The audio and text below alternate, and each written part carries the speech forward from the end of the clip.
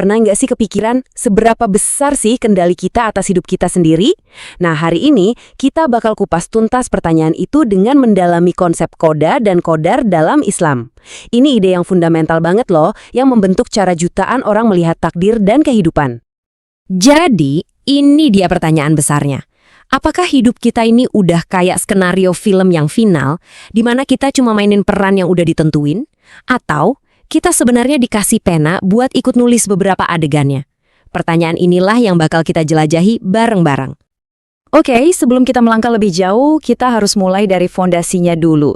Sebenarnya apa sih artinya beriman kepada qada dan qadar? Ini adalah kepingan puzzle pertama yang harus kita pasang, biar kita bisa lihat gambaran besarnya nanti.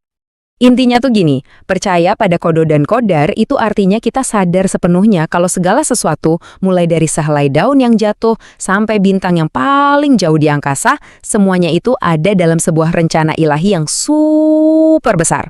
Ini soal menerima kalau ada sebuah ketetapan yang melingkupi seluruh alam semesta. Nah, disinilah sering banget terjadi salah paham. Banyak yang mikir kalau percaya takdir itu artinya kita pasrah total aja, nggak perlu usaha. Padahal konsepnya itu jauh lebih dinamis dan seimbang dari itu. Yuk kita lihat gimana takdir ini sebenarnya dibagi jadi dua jenis. Jadi, takdir itu ada dua, qada mubram dan qada mu'allaq. Keduanya sama-sama ketetapan, tapi cara kerjanya beda banget. Nah, paham perbedaan inilah yang jadi kunci buat menemukan keseimbangan sempurna antara kehendak Tuhan dan usaha kita sebagai manusia. Yang pertama, ada qada mubram. Anggap aja ini kayak ketetapan absolut dari Tuhan yang udah final, nggak bisa diganggu-gugat. Contoh paling gampangnya, waktu kematian seseorang. Mau sekeras apapun kita berusaha atau berdoa, hal ini ada di luar kendali kita. Ini murni kuasanya. Ayat ini ngejelasinnya dengan gamblang banget. Al-Quran menegaskan kalau kita semua punya batas waktu yang pasti. Nggak bisa dimajuin, nggak bisa juga dimundurin. Ini benar-benar penegasan yang sempurna buat konsep qada mubram tadi. Sekarang kita lihat sisi satunya lagi, qada mu'allaq. Ini adalah takdir yang tergantung. Tergantung sama apa? Ya sama usaha kita, pilihan kita, dan doa kita. Coba bayangin deh, seseorang punya potensi buat jadi pinter. Potensi itu takdirnya. Tapi buat beneran jadi pinter, dia harus belajar kan?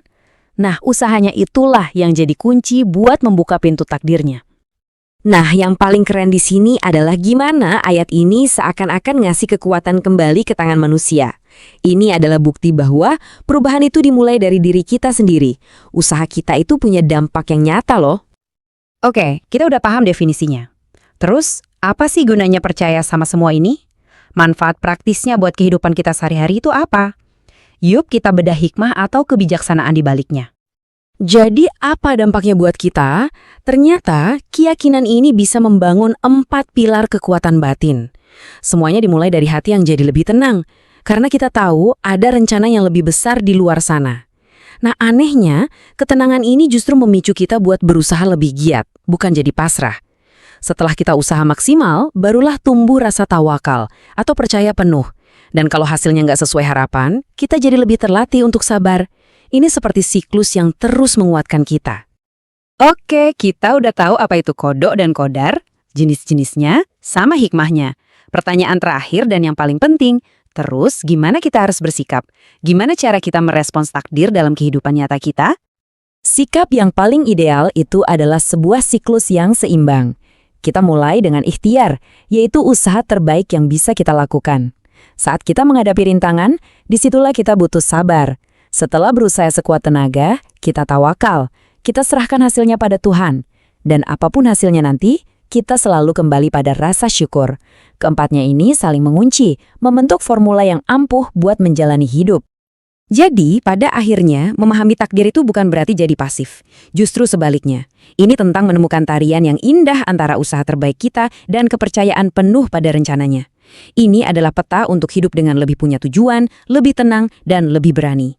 Jadi, pertanyaannya saya kembalikan ke Anda. Dengan pemahaman baru ini, bagaimana Anda akan menghadapi hari esok?